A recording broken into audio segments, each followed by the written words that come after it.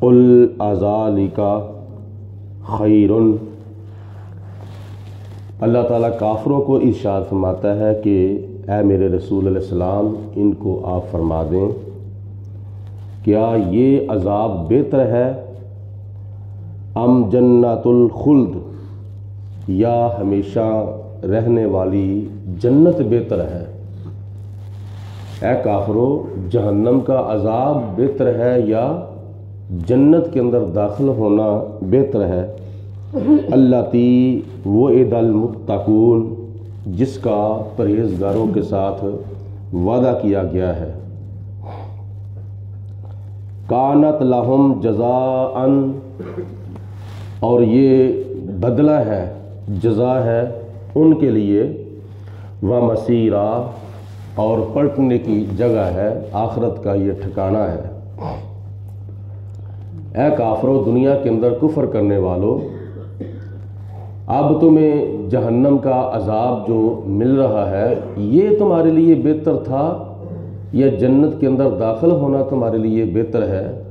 اور جنت وہ جنت ہے کہ جس کا میں نے متقی پرہیزگاروں کے ساتھ وعدہ کیا ہے کہ میں تمہیں جنت کے اندر داخل کروں گا، اور یہ آخرت کا ٹھکانہ ہے۔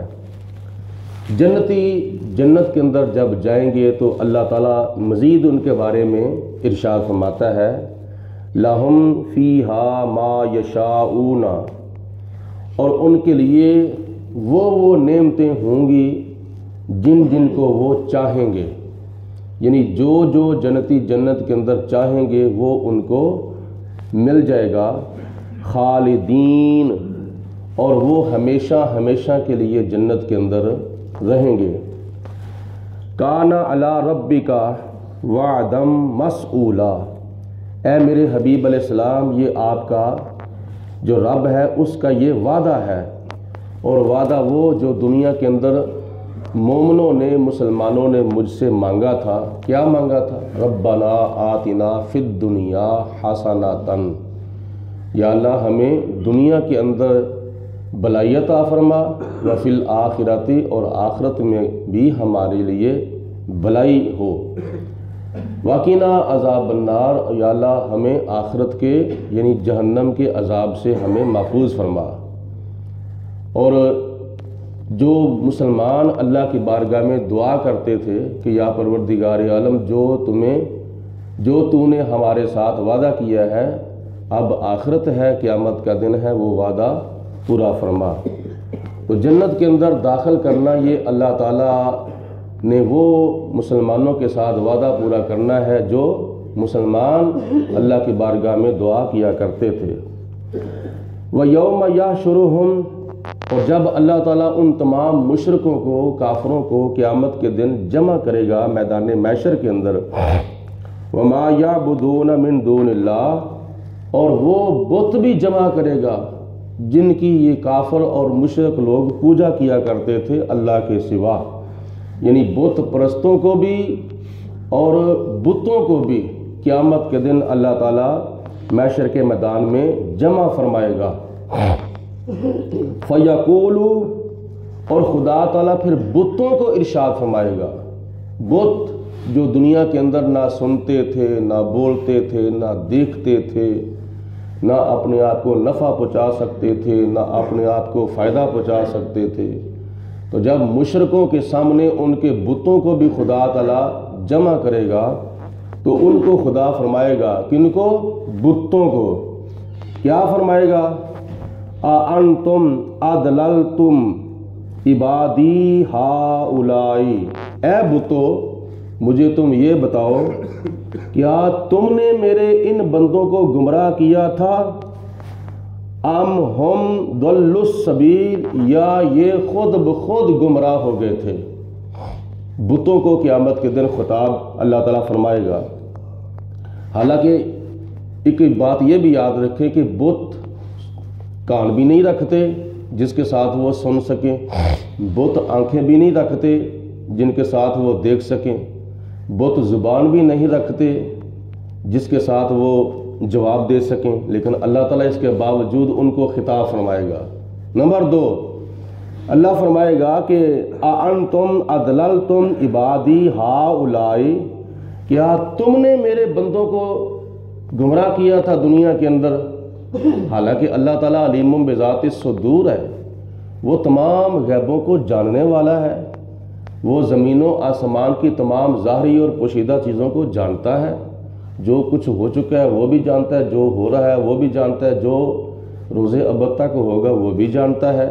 تو اس جاننے کے باوجود اللہ تعالیٰ قیامت کے دن بتوں کو یہ فرمائے گا، او بتو کیا تم نے ان مشرکوں کو گمراہ کیا تھا یا یہ خود بخود گمراہ ہو گئے تھے؟ اس کا مطلب یہ ہے کہ اللہ تعالیٰ کافروں اور مشرکوں کے سامنے بتوں کو خطاب فرما کر ان کے بت پرستوں کو ذلیل کرے گا، رسوا کرے گا۔ باقی رہی بات کہ پوچھ لینا علم ہونے کے باوجود، یہ علم کی نفی نہیں ہے۔ اللہ تعالیٰ علم ہونے کے باوجود قیامت کے دن بتوں سے خطاب فرمائے گا، کیا تم نے میرے ان بتوں کو گمراہ کیا ہے یا یہ خود بخود گمراہ ہو گئے ہیں؟ ٹھیک ہے، آگے اللہ تعالیٰ ارشاد فرماتا ہے قالوا سبحانک، بت آگے سے بولیں گے، بغیر زبان کے وہ بولیں گے، بغیر کانوں کے وہ سنیں گے، کیونکہ اللہ علی کل شیء قدیر ہے، خدا تعالیٰ جو چاہے ہو جاتا ہے۔ قالوا، وہ بت آگے سے جواب دیں گے سبحانک، یا اللہ تو پاک ہے، اللہ پاک ہے۔ اس کو عربی کے اندر ترجمہ کریں گے تو معنی بنے گا سبحان اللہ، یعنی قیامت کے دن بت بھی کہیں گے سبحان اللہ۔ یہ اللہ تعالیٰ قرآن پاک میں ارشاد فرماتا ہے قالوا سبحانک، وہ بت کہیں گے سبحان اللہ، یا اللہ تو پاک ہے، ما کان ینبغی، ہمارے لیے یہ جائز نہیں تھا دنیا کے اندر، ما ینبغی لنا، ہمارے لیے دنیا کے اندر یہ کام جائز نہیں تھا، ان نتخذ من دونک من اولیاء، کہ یا اللہ ہم تیرے سوا کسی اور کو اپنا مولا بنا لیں، یہ ہمارے لیے جائز نہیں تھا۔ ولیکن متعتہم وآباءہم، یا اللہ لیکن تو نے ان کو فائدہ دیا اور ان کے باپ دادا کو تو نے فائدہ دیا، ہمارے لیے تو یہ جائز نہیں تھا کہ ہم تیرے سوا کسی اور کو مولا بناتے، کسی اور کو مددگار بناتے ذاتی طور پر، یا اللہ کسی اور کو ہم معبود بناتے، کسی اور کو الہ بناتے، ہمارے لیے جائز نہیں تھا، لیکن تو نے ان کو دنیا کے اندر فائدہ دیا تھا اور ان کے باپ دادا کو بھی فائدہ دیا تھا۔ حتی نسوا الذکر، یہاں تک کہ تیرے ذکر سے یہ لوگ غافل ہو گئے، تیری یاد سے غافل ہو گئے، تیری نصیحت کو انہوں نے پس پشت ڈال دیا۔ وَكَانُوا قَوْمًا بُورًا، اور یہ لوگ ہلاک ہونے والے ہی تھے، تباہ و برباد ہونے والے ہی تھے۔ فَقَدْ كَذَّبُوكُمْ بِمَا تَقُولُونَ، اللہ فرمائے گا اے کافرو، یہ دیکھو تمہاری باتوں کی یہ تکذیب کر رہے ہیں، جو تم کہہ رہے ہو نا، یہ بت تمہارے خلاف بول رہے ہیں، تمہارے حق میں نہیں بول رہے، حالانکہ تم دنیا کے اندر ان کی پوجا کیا کرتے تھے، ان کی عبادت کیا کرتے تھے۔ آج قیامت کے دن یہ بت تمہارے حق میں نہیں بول رہے بلکہ تمہارے خلاف گواہی دے رہے ہیں۔ فما تستطیعون صرفا، پس تم اس عذاب کو کبھی بھی نہیں ٹال سکتے جو عذاب تمہیں اب ملنے والا ہے۔ ولا نصرا، اور نہ ہی تم اپنی مدد کر سکتے ہو، نہ تم ایک دوسرے کی مدد کر سکتے ہو۔ وَمَن يَظْلِم مِّنكُمْ، اور تم میں سے جو کوئی ظلم کرنے والا ہے، جس نے دنیا کے اندر تم میں سے کسی نے ظلم کیا ہے، نُذِقْهُ عَذَابًا كَبِيرًا، ہم اس کو بہت بڑا عذاب اس کا ذائقہ چکھانے والے ہیں، ہم اس کو اپنے بہت بڑے عذاب کا ذائقہ چکھانے والے ہیں۔ وَمَا أَرْسَلْنَا قَبْلَكَ مِنَ الْمُرْسَلِينَ، اور اے میرے پیارے حبیب علیہ السلام، آپ سے پہلے جتنے بھی دنیا کے اندر میں نے رسول بھیجے ہیں، جتنے بھی دنیا کے اندر رسول آئے ہیں، إِلَّا إِنَّهُمْ لَيَأْكُلُونَ الطَّعَامَ، وہ سارے کے سارے کھانے والے تھے، اللہ تعالیٰ کی نعمتیں کھاتے تھے، اللہ تعالیٰ کی دی ہوئی چیزوں کو استعمال کرتے تھے، پانی پینے والے تھے، کھانا کھانے والے تھے۔ وَيَمْشُونَ فِي الْأَسْوَاقِ، اور وہ بازاروں میں آنے جانے والے تھے، تجارت کے لیے، خرید و فروخت کے لیے وہ بازار کے اندر آنے جانے والے تھے۔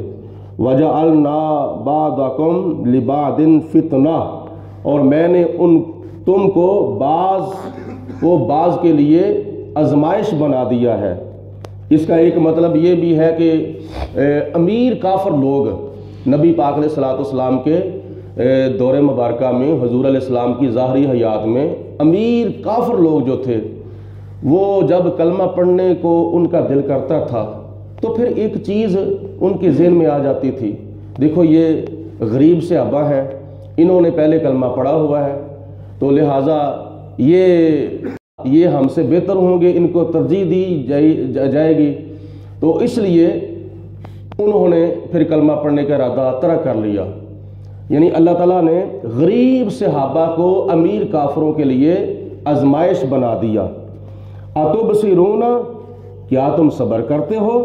وَكَانَ رَبُّكَ بَصِيرًا، اے میرے حبیب علیہ السلام، آپ کا رب سب کچھ دیکھنے والا ہے، ظاہری چیزوں کو بھی دیکھنے والا ہے اور باطنی چیزوں کو بھی دیکھنے والا ہے۔ ان آیات بینات کے اندر اللہ پاک نے نبی کریم علیہ السلام کے اوپر کیے ہوئے اعتراضات کا کافروں کو جواب دیا ہے اور ان کافروں کا رد کیا ہے اور کافروں کا انجام بیان فرمایا ہے، وہ جو ان کو قیامت کے دن اپنا انجام نظر آئے گا۔ آج اللہ تعالیٰ کے فضل و کرم سے یہ 18واں سپارہ اختتام پذیر ہوا ہے، اور سورۃ فرقان چونکہ ابھی چل رہی ہے، انشاءاللہ تعالیٰ کل اللہ تعالیٰ کے فضل و کرم سے 19واں سپارہ جو ہے وہ شروع کیا جائے گا۔ اللہ پاک ہم سب کو قرآن پاک پڑھنے کی اور قرآن پاک سننے کی اور قرآن پاک سمجھنے کی اور قرآن پاک کے اوپر عمل کرنے کی اور قرآن پاک کی تعلیمات کو دوسرے مسلمان بہن بھائیوں تک پہنچانے کی توفیق عطا فرمائے۔ وآخر الدعوانا ان الحمدللہ رب العالمین۔ درود پاک پڑھے سب حضرات۔ الصلاۃ والسلام علیک یا سیدی یا رسول اللہ وعلی آلک و اصحابک یا سیدی یا حبیب اللہ۔ الصلاۃ والسلام علیک یا رحمۃ للعالمین وعلی آلک و اصحابک یا خاتم النبیین۔ اللہم صلی علی سیدنا و مولانا محمد معدن الجود والکرم وآلہ واصحابہ وبارک وسلم۔ ربنا آتنا فی الدنیا حسنۃ وفی الآخرۃ حسنۃ وقنا عذاب النار۔ اللہم اید الاسلام والمسلمین، اللہم اید الایمان والمؤمنین۔ یا الہ العالمین، ہم تیرے گناہ گار بندے، تیرے پیارے حبیب علیہ السلام کے گناہ گار امتی تیری بارگاہ میں حاضر ہیں، نماز فجر ادا کی، یا اللہ اپنی بارگاہ میں قبول و منظور فرما۔ یا اللہ پاک ہماری خالی جھولیاں اپنے فضل و کرم سے بھرپور فرما، ہمارے اٹھے ہوئے گناہ گار ہاتھ اپنی بارگاہ میں قبول و منظور فرما۔ یا اللہ پاک جو ہمارے مسلمان بہن بھائی بیمار ہیں ان کو شفائے کاملہ صحت عاجلہ عطا فرما۔ یا اللہ جو پریشان ہیں ان کی پریشانیاں دور فرما۔ یا اللہ جو دین سے دور ہیں ان کو دین کے زیادہ سے زیادہ قریب ہونے کی توفیق عطا فرما۔ ہمیں دنیا کی چند روزہ زندگی شان کی اور اس کے بعد موت ایمان کی عطا فرما۔ مرتے وقت کلمہ پڑھنا نصیب فرما۔ صلی اللہ علی حبیبہ محمد وآلہ وصحبہ اجمعین برحمتک یا